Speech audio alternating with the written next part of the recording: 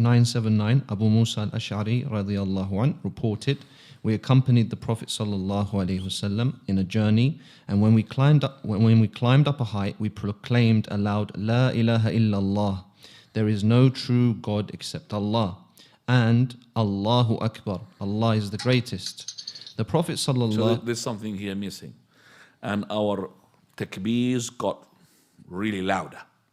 وَارْتَفَعَتْ أَصْوَاتُنَا. That's what does it mean translated. It was said that we have said aloud. Aloud, it doesn't mean aloud, really loud. You could be saying Allahu Akbar, no problem, say Allahu Akbar. But to raise the voice in that's the problem. So everybody's saying Allahu Akbar, Allahu Akbar, Allahu Akbar. Everybody say Allahu Akbar, Allahu Akbar. They will be aloud, but when they are really saying Allahu Akbar, Allahu, and that's when the Prophet sallallahu alaihi wasallam, he said to them, the Prophet ﷺ admonished us, saying, O people, take it easy. He whom you are calling is not deaf or absent. He is with you, that is by his knowledge. He is hearing and he is near. Al-Bukhari and Muslim. Here we have the dislike of raising up the voice in the adhkar or the ad'iyah, unless it is being mentioned otherwise, to raise your voice. Otherwise, you should not be doing so. So, for example, we have one of those places or times where you should be raising up your voice is labbaik Allahumma labbaik, labbaik la sharika laka labbaik.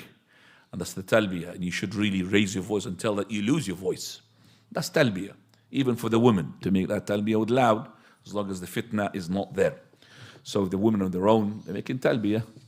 So this talbiyah was even heard from Aisha radiallahu anha. But other than the talbiyah, and something like that, you should not be raising up your voice in the takbir, even in the salah, except for the imam.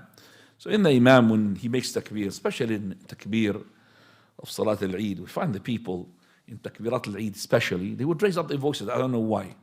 And the khatib, or the person who is leading the prayer of the Eid, he should be alerted for this and admonish the people before he starts. And every Eid prayer I start, I know that the people are going to raise up voices in the takbirat al-Eid.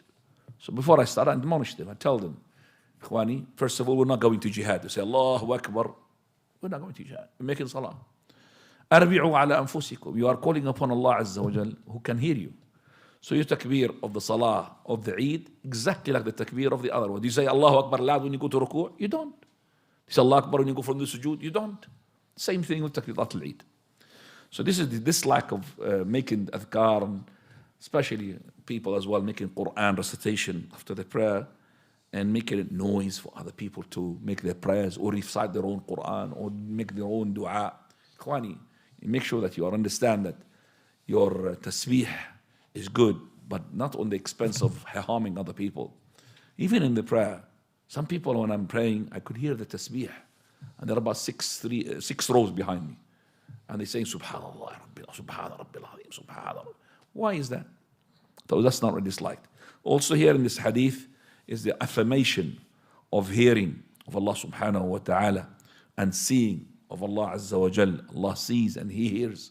So He hears even the person if he's not really loud, even if he's talking inside himself. Allah subhanahu wa ta'ala knows what happens. If you remember the woman who came to complain about her husband to the Prophet ﷺ, Aisha was next to her. She couldn't hear it. Yet Allah Azza wa Jal, He said, لَقَدْ سَمِعَ Allah. Allah Azza wa Jal had heard. This woman, she's complaining to the Prophet ﷺ. Also here Allah's with us, with His knowledge. It is not with His essence. Allah is above the throne, but He knows. So He knows everything that happens with His knowledge. But as with His essence, He is above the throne.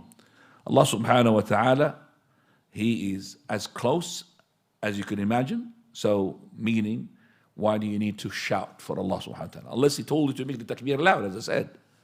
So He is close to you and He will hear you. Make the dua, the more dua is sincere, the dua which follows the sunnah of the Prophet ﷺ. One